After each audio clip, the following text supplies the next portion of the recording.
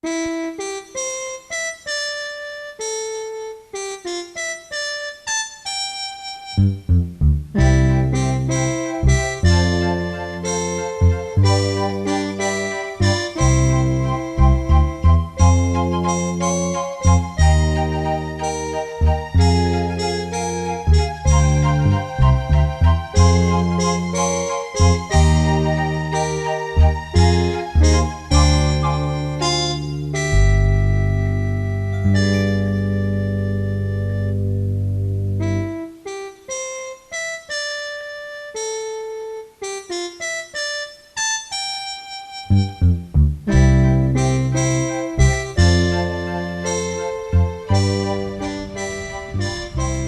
there, this is Lenny Moss from Glidden Drive. I've been a long-time resident here, and today I'm sitting with a good friend and neighbor, John Brogan.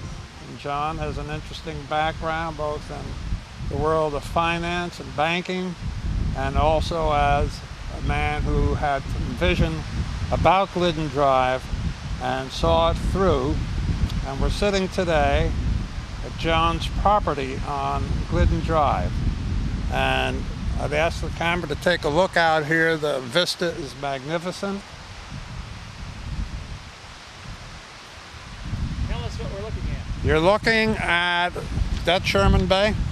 We're looking at, this is Whitefish Point, and you're looking at Whitefish Bay, and then you're looking at Cave Point, and far in the distance you can see Cane Island. Oh, yeah.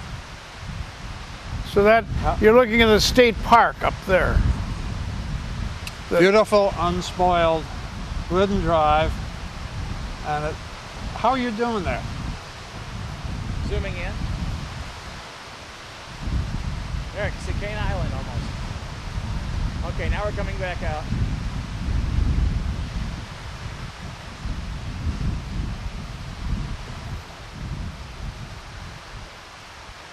While that's going on, I'm going to ask John if he could brief us a little on the early history of this beautiful peninsula, and especially this area here along Glidden Drive and down to Portage Point. Mm-hmm. John, who was here originally? Well, Len,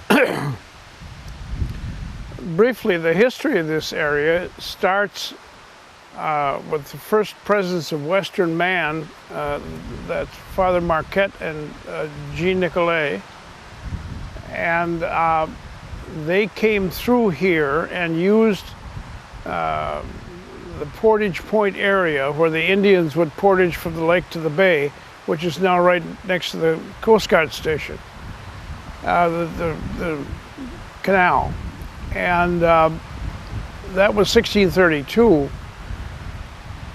No, 1672 that they came through here.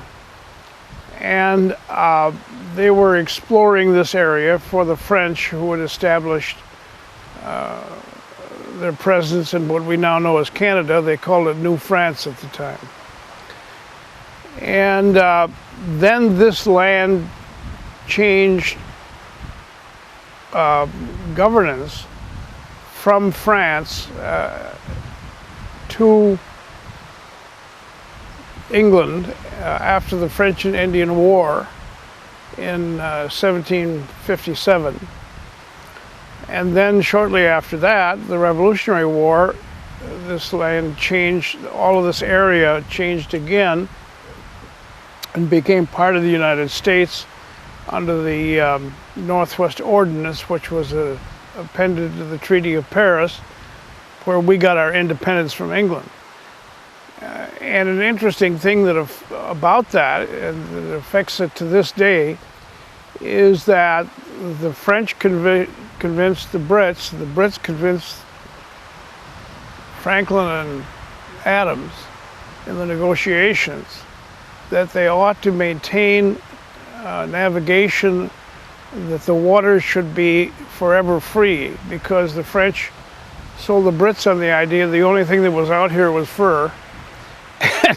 and the canoer and the voyageurs had to get free access, so you couldn't have ownership by property owners of sections of lakes and streams fenced off. And John, So- where was the American native at this time? The American native born? American natives were, as I understand it, in and around here. They were the Winnebago and what they're now called the Ho-Chunk and the Potawatomi, for which the state park is named. And then there were a lot of transient natives, Americans, who would come out for the fishing season to Whitefish Point, Whitefish Bay. Yeah. And they would camp and catch whitefish, net them in primitive wooden twig nets and traps, and they would dry them for the winter, and then they would go on. There's a burial ground up in the park. American native. Native Americans. What happened then was Wisconsin was the last of the 5 states to go from territorial status to statehood, and that was 1848. And those 5 states were Ohio, Michigan, Indiana, Illinois, and Wisconsin. Because the Northwest what the colonies got was the colonies. There are the 13 original colonies in the treaty from England. And then they ceded this area south of the Great Lakes, north of the Ohio, west of the Allegheny Mountains, and east of the Mississippi River. That's the only... When you say they seized it, what do you... They ceded it. Ceded it. I'm sorry. The French, or pardon me, the British had gotten this from the French, and then they gave it to the colonies at the Treaty of Paris at the end of the Revolutionary War. Well, there wasn't much here. There wasn't much in some of the colonies, but there was really a lot of nothing out here. And so the first American presence was again fur trading. John Jacob Astor had a factory, a fur factory, a trading post in Green Bay. And Green Bay was the first settlement in the Wisconsin Territory. And so when we became a state, there was 35 million acres. And in the 1820s and 30s, through a series of treaties with the woodland Indians who lived here, the United States resolved their land ownership. It also recognized some private lands that were held by some of the early French settlers in Green Bay and Prairie du Chien. And it then put the following deal together. Wisconsin consisted of 35 million acres. 5 million acres went to the Indians and old claims. So around 30 million acres was government land. It gave 10 million acres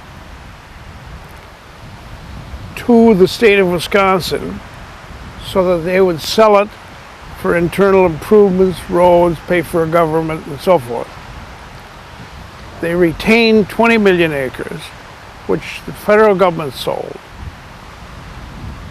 and gave as patents for services rendered. So a lot of the land up here in Door County was relatively infertile, and some of it was sold by the state and the federal government, but a lot of it was given to Civil War veterans. So now we're out into the 1860s. In the 1860s and 70s. And so what happened then was originally the idea was logging. Well, Door County had some pines, not a lot, but it had some pineries. And so you had Whitefish Bay with sand and Sherman Bay with sand, and that would support pines. The shallower soil wouldn't support white pines. what you had was a commercial effort in the middle of the 19th century at logging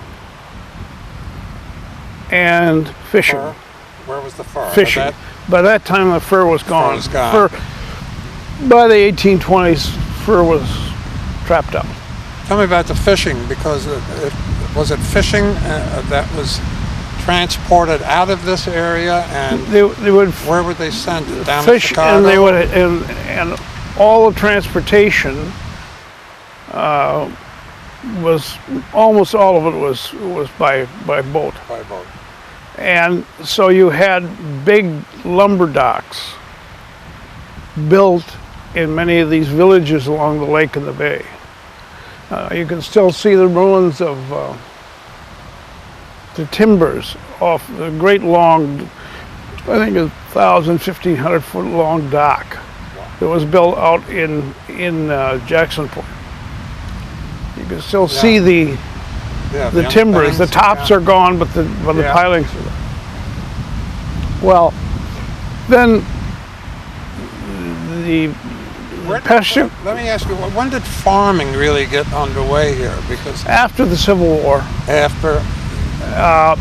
but it was pretty primitive stuff. There's only 18 inches average topsoil and so of the rocks. So it wasn't very prosperous. The communities up here were settled basically north of Sturgeon Bay. It was German and Norwegian.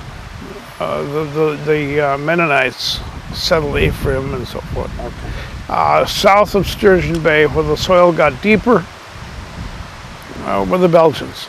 And they came over for the same reason the Irish did.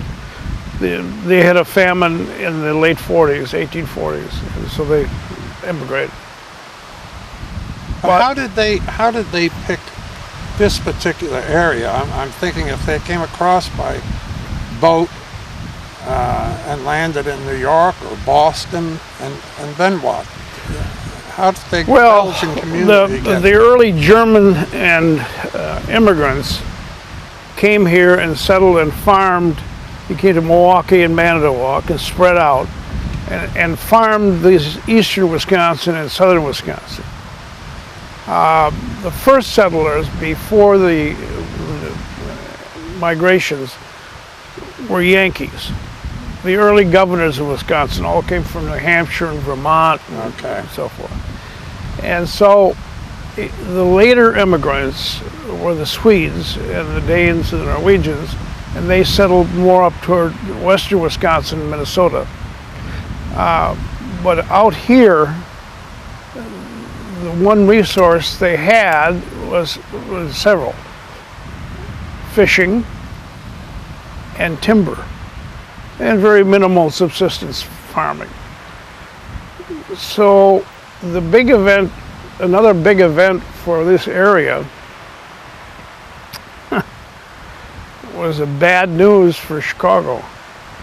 It was the Chicago Fire of 1872. And the Chicago Fire caused a tremendous demand for lumber resources. So there was big pressure on cutting everything they could cut to ship to Chicago, and particularly pine, in lower Michigan and eastern Wisconsin. And the Peshtigo Fire happened at the same time. Far more extensive damage. In fact, the Peshtigo Fire blew burning ashes from Peshtigo, the west side of the bay, all the way over here, and caused some loss of life in this area, in Russell's area. So that was another impetus for logging. And that logging sporadically went on, even with the hardwoods for the paper mills that were developing in the valley, until the turn of the century. And these areas were pretty well logged off. Okay. So it brings it up to the 20th century, and what you have is this relatively remote geographic area that ended at the tip of the peninsula and was on the way to nowhere. Yeah. And so the early road system, in fact, until my grandfather built part of the road system. He was a contractor in Green Bay, and he built part of the road system, became 57. But in the early 20s, the way to get here was to go from Green Bay to Algoma and then up. Now, John, when did the trains run up through and into this area? The trains ran up here in a kind of a stub connection of the Green Bay and Western. It was the Onapee and the Western, and came up the Onapee River from Algoma and serviced Sturgeon Bay. It never went further, never went through, because it was on the way to no place, and so it just ended there. And it's my understanding that there was minimal or limited passenger service at all. See, northern Wisconsin developed at the time substantially because the rail system up in Bayfield County and up in that, as far north as that, were much more extensive. They were built to take the timber out, and that was big timber. It took them 40 years to clear cut the northern part of the state. Let's fast forward into a kind of a personal recollection of your own. As a youngster, were you vacationing up here? Did your family have a place somewhere in the county? My father had a 20% interest in the Smith shipyards in Sturgeon Bay in 1939, 38.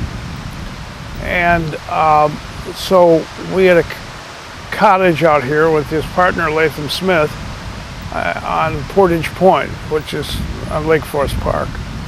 And is that where the Coast Guard station is? Yeah, it's the section where the Coast Guard, we were north of the Coast Guard station. And so as a kid, I came up here. Our home was Green Bay, but this is more than a cottage. It was, where my father had business interests and where we had lots of family friends and so forth. And so I got to know this area as a very young boy. And during World War II, most of these roads, including Glidden Drive, were all just gravel. And there was no power. Oh, sorry. No, yeah. The power on Glidden Drive was only built to your house right near White Pine Lane. That's the furthest the power went. There was no power up there. And there was no power down on Lake Forest Park. We had a log cabin that had electrical service, but it wasn't brought out there because of the copper shortage in World War II. Was the same true on the other side of the peninsula here? No, the other side was always more highly developed and popular because of farming was a bit better over there, and those little bayside communities existed as group clusterings of people and so forth. Out here it was always pretty well lonely. When did the Glidden Lodge appear on the scene? Well, it gets in the middle of it, but Ewald worked for his older brothers, and they worked for the Schmock Ice and Coal Company in Michigan City, Indiana. And they came up here working for Orrin Glidden to build the roads through this area. And Orrin Glidden, he was a developer, or what would you call him? Orrin Glidden was the most interesting fellow. He was a realtor who had a dream after World War I, and he did very well in the early 20s, and then he had an idea, so that he partnered up with one of the country's largest scallywags by the name of Sam Insel, Oh, yes. who had a rather checkered career, and he was the utility king. And among other interests, Sam promoted a railroad called the South Shore Railroad from downtown Chicago to South Bend. And the bondholders and the stockholders they never kept losing money, and they lost their dough and the rest of it. It's now still running as a commuter train. But Sam made a lot of money promoting it and getting land grants from the legislatures of Illinois in the 20s. Well, what he did is Glidden went to Insel and said, this is a story I heard from the Schmocks, said, look, you got some land and this thing is opening up some sand dunes out in Indiana. Let's develop it to the burgeoning middle class in Chicago. They can get there to their weekend house by just an hour's ride on the South Shore. So they bought up the land down there, and sure enough, it was very profitable. They cut up and they platted a place that still exists today in the dunes, in the national park, this sand dune, called Long Beach, Indiana. And they had a bunch of 60-foot lots like they planted up here and so forth. One of the things they found out, is that unless you put accesses to the water, the inland lots that aren't on the shore develop into trailer trash and, just nothing. So they learned that lesson, and that's why Glidden Drive has these access. Well, I may have jumped a little forward there, but tell me, where and how did you become involved? Well, was it with Ewald? I knew my father knew Ewald. They were friendly. Now,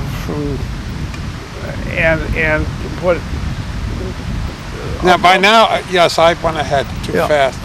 How did Ewald end up with this property, this stretch of land? This is how. First of all, Glidden came up here with Insel in the mid to later 20s. Convinced, and they developed Point Beach in Egg Harbor, where all those homes are around near the Alpine. They bought and sold Chambers Island. They had this idea that would be an elegant place for the yachting community to come up here. And then, on his own hook, he hired a Mr. Klatt, who was an attorney in Chicago, and he had Mr. Klatt take options on all this property. Now, all this property. Essentially, Klatt got under option and Glidden bought everything from T at the south end near the fish house. Yes. All the way to Shower Park in the town of Jackson Ford. He bought with the exception of a few families who were fishermen and that lived in Whitefish Bay settlement. He bought 9,000 acres, over 10 miles of shorefront, and Clark's Lake. And they had this idea that they were going to have a little private airport and this, that, and the other thing. Well, again, what year are we in? This is 28, 29, 30. Okay. The depression, the market bust, and so Glidden platted out the southern part of what is now Glidden Drive, but he owned all this property. And he hired the Schmocks, who would put the roads in for him down in Indiana, to come up here. And so Ewald was the younger brother who didn't own part of the company, but he worked for his brothers. And so he had a German wife, Babette, and they came up here in the 30s and built these roads.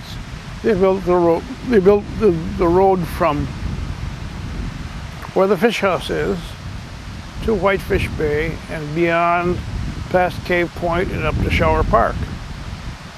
And now through Bark Road, what is now Bark Road? Bark Road was there. It was already Yeah, there. they didn't, Glidden didn't own that. Is that what the fishermen owned? Yeah, that's that what the time? fishermen owned, Yes. the LEs and Loungers. So Glidden, the trick in real estate is not how much you pay for it, how cheap you buy it, or how much you sell it for. It's how quick you sell it at some profit after you buy it. It's the velocity of the thing. And so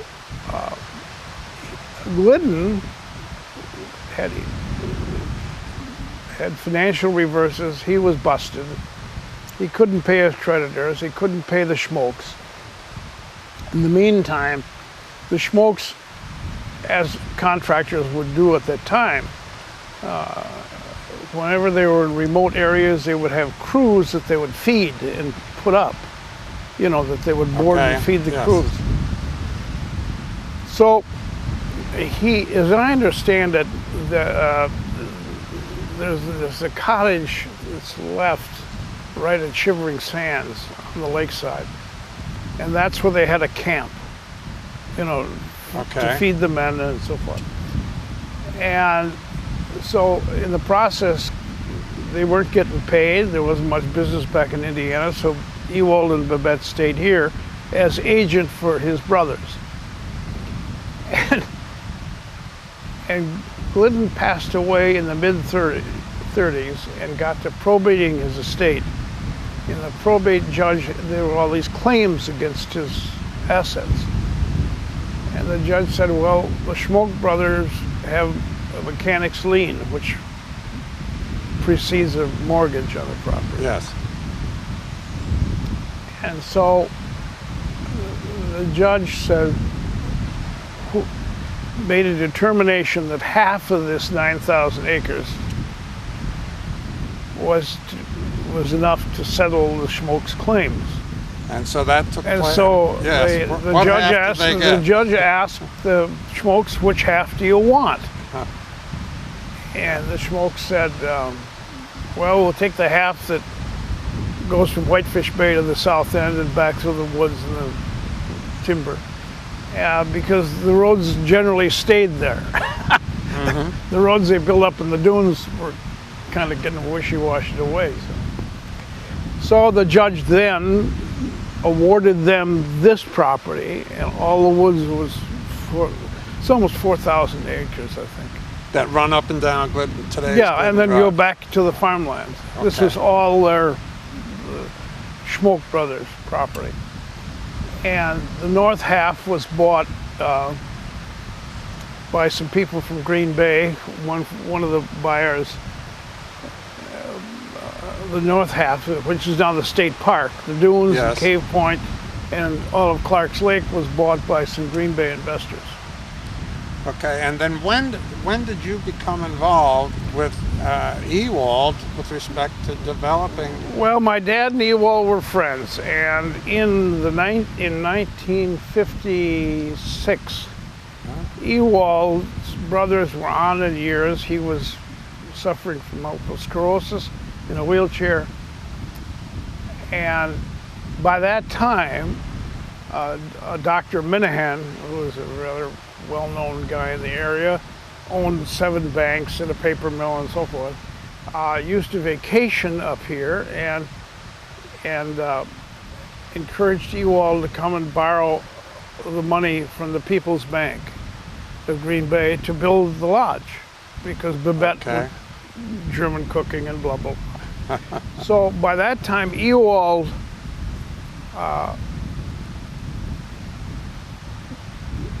was not even an owner of this land. He arranged to get some property out of his brothers for that lodge site Okay. and for the lodge itself. But all this other vacant land until 1956 was owned by the Schmock brothers, Okay.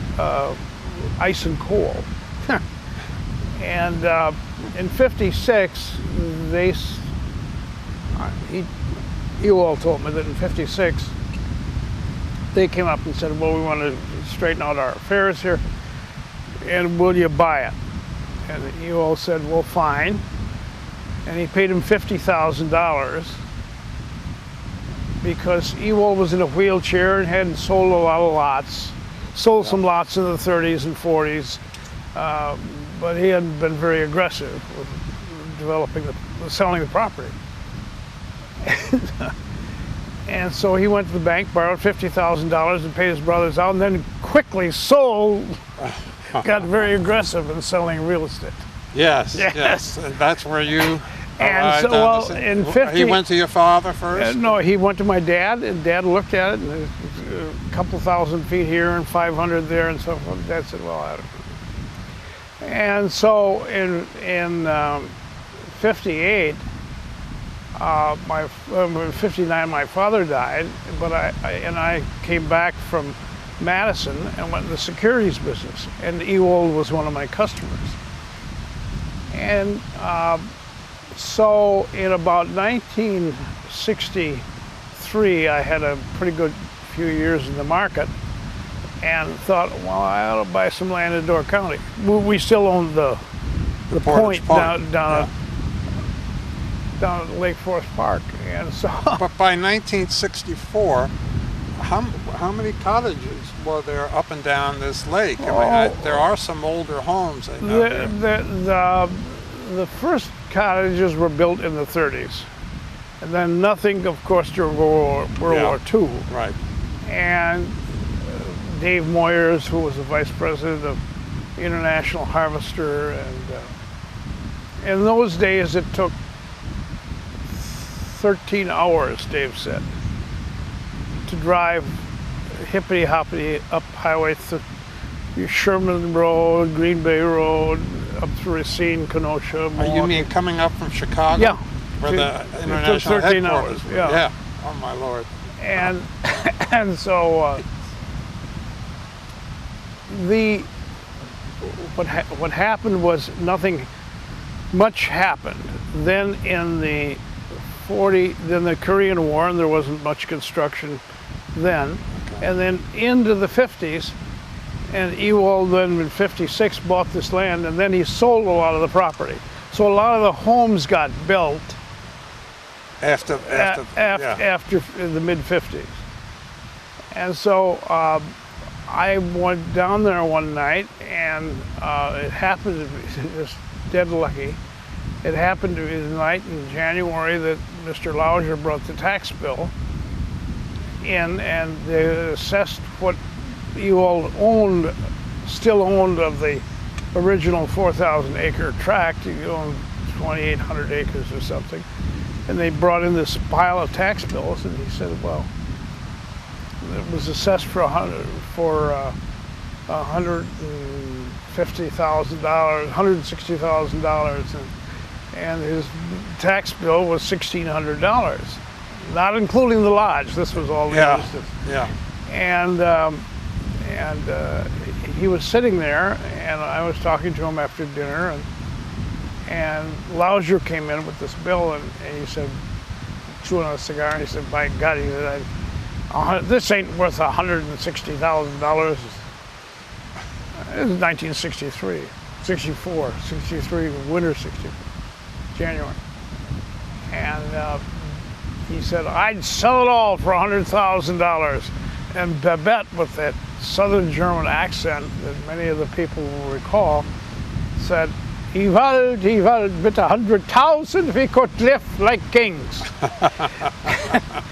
And your ears started to perk. I'm sitting there in my old Korean War jacket, and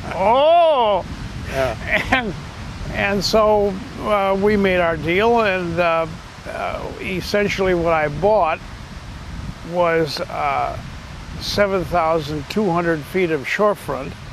I have a picture of that. Laddie is going to take a shot of. And our producer and director and all-around makeup man, everything. But it was 7,200 feet of shorefront in a strip on the inland side of the road, 400 feet deep and about 22,000 feet long. Well, the curves that we all see today, were they all up and down the road, or was it just a straight line? No. This was all put in by the Schmocks. It was all for Glidden. In other words, they carved this road out. Okay. And the curves generally except at the south end where the lots are 400 feet deep, the road is about 200 some odd feet from the water. And in fact, there were a couple of places that I remember when I was up here hunting in the 50s. I'd hunt ducks up here on the point, that the road went around a clump of trees. Part of it was aesthetics, and part of it was they were getting paid for a road, and Glidden didn't want it. They wanted to be as small as possible, too, as cheap as possible. Yeah. And but why so many curves? There's 93 curves on Glidden Drive.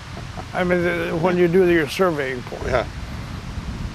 But so I bought this. I had a friend of mine, Bill Fairfield, who was writing a book and living at my dad's old hunting shack.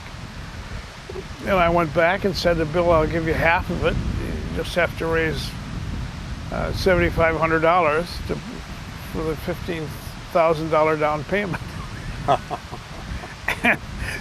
Yes. So he did the rest on a land contract, and by the end of the first year, we had sold on land contract more. We started selling land at $30 a foot on the shorefront, and $15 a foot for the inland property. And we sold off, in fact, because Ewald was so casual about, because most of the people who bought land down here before we did had stayed at the lodge. Yes. They were guests of the lodge. And so because Ewald was so casual about what talk to people about, and when we bought that 7,200 feet of shorefront was all rock except one sand lot at the south end. It was all the lots that he didn't think he could sell, because he, Yeah. And so what we did is we said to everybody that we went to the courthouse and laboriously teased out all the property owners' names on the drive and sent them a letter and said, introduced ourselves and said, well, we don't know who, and Ewald can't remember who he made any commitments to. So we're going to give you 90 days, and this is the price we're going to sell the property for. But Ewald was selling property on the inland side at $9 a foot and on the shore at $25.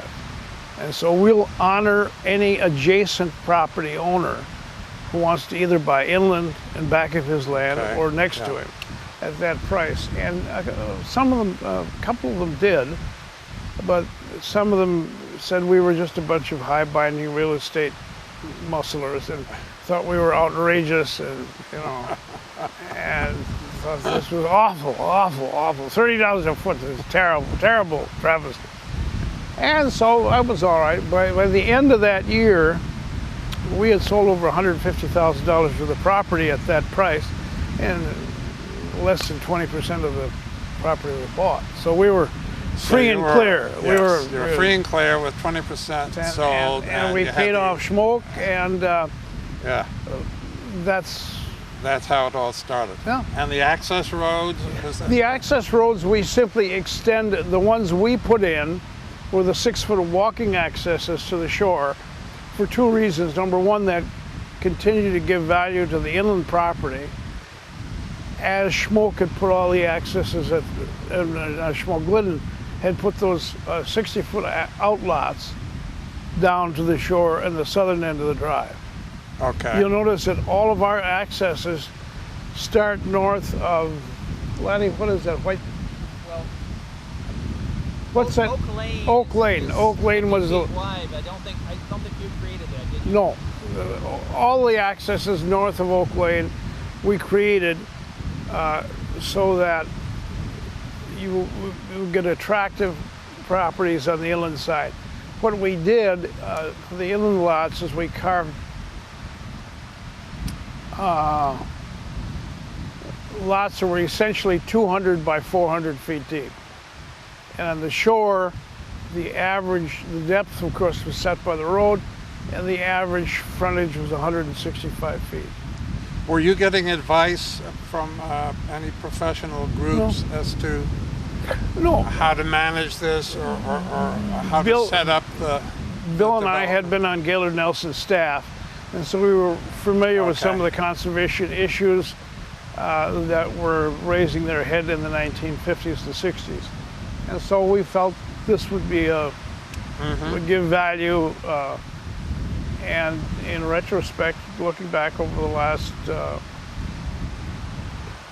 40 odd years, I don't think we hurt anybody. No, I think what eventually evolved out of here, was good vision, and well, to see both sides of the road develop the way they and did. Schmock continued to sell that conservancy property in back of the inland lots, and he sold all of that off, and that's now in, conservancy. The Nature's Conservancy owns a block of it in Dick Bodwin, and so it's not developed. Very good. Well, John, I want to say How about thanks that? for sharing your history here of beautiful Door County's favorite side. We call it the quiet side, It's right? the quiet John? side. This That's is the right. quiet side, and it's spectacularly beautiful here today, looking again at the sand and the beautiful stone beaches. Oh. Okay.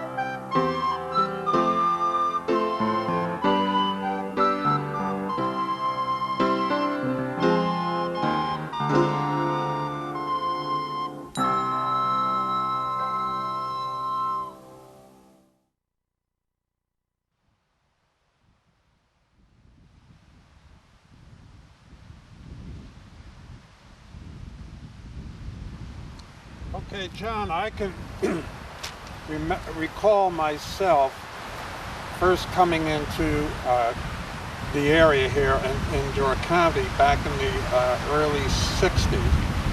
And I was struck by your comment that the lots were being sold here originally by you. There was $30 a running foot on the lakeside and $10 on $15 on the innerland. Now, where and when, what served? Was it more than accessibility, or was it a combination of accessibility and maybe When this is the media catch up with it at some point? No, this is what happened. When I bought this property, the peninsula generally, this area included, was with pockets of St. Louis people generally up here. Aside from that, there were the people who were up here were some Chicago, some Green Bay, some Milwaukee, and some the Valley. It was kind of a mixture. But in because of the transportation issue. It gradually, from the 30s, took 12, 13 hours to get from Chicago up here. By the 60s, that was down to 6.5 hours. And still painful going through small towns and so forth. Well, in 1967, Wisconsin, 10 years late, got federal monies and put the interstate highway system through Milwaukee. It had been around it before that time. That would be I-43? That would be I-43 going north. And so that cut the 6.5 hour travel time down to 5 hours. Well, when that happened, prices doubled in all of Door County in the fall of '67. So instead of going west of Milwaukee and up 41 and so forth, you could come directly at least to north of Milwaukee, but you then still had to go down State Highway 42 through the small lakeshore communities. The other thing that struck here was there was a feature article in 1964 in the National Geographic. And I don't know, 10, 15 pages of the issue were devoted to the wonders of Door County. Right. And so that got a lot of national attention to it. But the real estate prices really jumped when the first highway got through Milwaukee, of course, ending on the north side. Then in the mid-70s, the interstate, the divided highway, the state and federal government built 43 outside of the old corridors of 42 and 57. They split up the middle, and so you could get on the interstate in Chicago and get to Door County and cut another hour and a half off. You could do it in 4.5 to 5 hours. Well, doubled again. So when you say double again, the real estate prices doubled again. I don't think we'll see that big an impact, but we will see an impact this fall or next year when the interstate finally gets from Green Bay up to Sturgeon Bay. So effectively it means now that you'll be down to 4 hours. From Chicago? From Chicago. From the north side suburbs to up here. Recognizing that, I'd been appointed to the DNR board in 1975, and we could see what was happening, the state could, to real estate in these attractive vacation areas. And we had the department, before I got on the board, had outlined a possible state park in what was left of the dunes that hadn't been sold off, which was the old the north part of Glidden. And so I was jumping up. You say that was not sold off. What do you mean? That the Green Bay investors bought it, yes. Sold off Clark's Lake, sold off some shorefront, but the high dunes hadn't been sold because the original investors had all died and they had never broken the property up, so that the heirs had 19 people had to sign off on a particular parcel, and they just never did. And so the state had that designated as a park, but they never moved ahead with it. The department didn't. So I jumped up and down and said I wouldn't vote for any more small outholding acquisitions until they dealt with the dunes portion of the Whitefish Bay Dunes Park. They did, wound up in condemnation.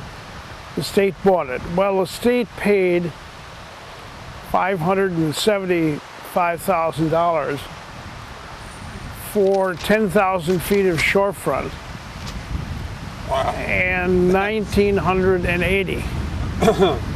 And based on current prices, it would cost him over 80 million to buy the.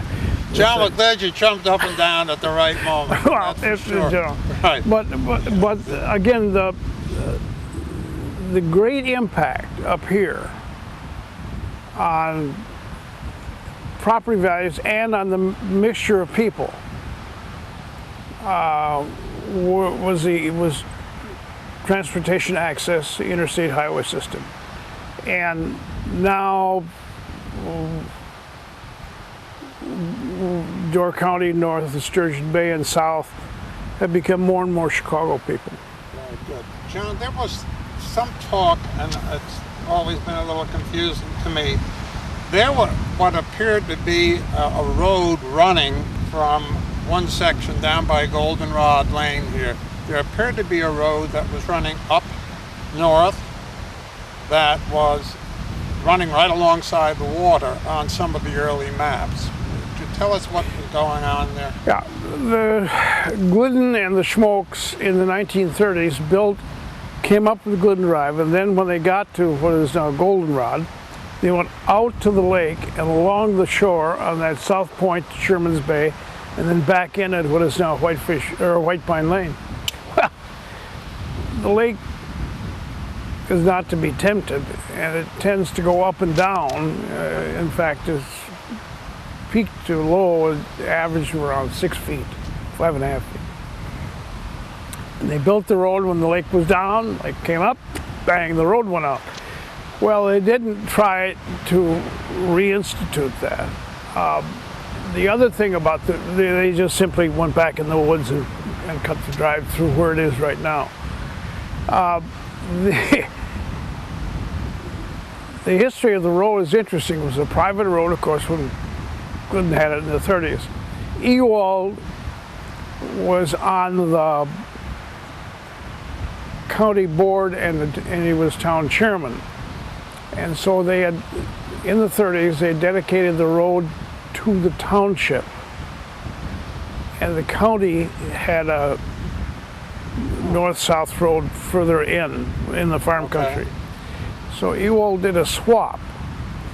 So the county then takes Glidden Drive, names it County Highway T, and the township got the better improved road with less maintenance costs. It was just Everybody won. everybody won. Win-win. The county didn't, but and so that's why this is a county trunk, and that's why it was not deeded. It was an easement road, so that's why this road is narrower than a normal county trunk. It is much wider, more twisty than a county trunk, but yet the county must pave it, plow it. I'll ask one final question with respect to the road. It was designated a rustic road, and I'm not sure exactly. Was that back in the 70s? That's back in the 60s. My partner Bill and I worked on that. The rustic road designation is a state designation, and it simply means that it's on the state tourist maps. It's one of the more scenic roads, like there's Highway 35 in western Wisconsin that parallels the Mississippi River, and so it gives certain protections in that it's more difficult for the local units of government to start widening it and straightening it and so forth. Very good. Well, I think it's time for us to wrap this up, but I want to say thanks, John, on behalf of Glidden Drive residents for your contribution, not only today, but back through the 50s, 60s, and 70s. And it's time also to say thanks to Laddie Chapman, who's been working away on the camera over here until I also think he may even be the producer. Our thanks also goes to Channel 19 for what we believe is an interesting topic, Glidden Drive. Thank you. Thank you.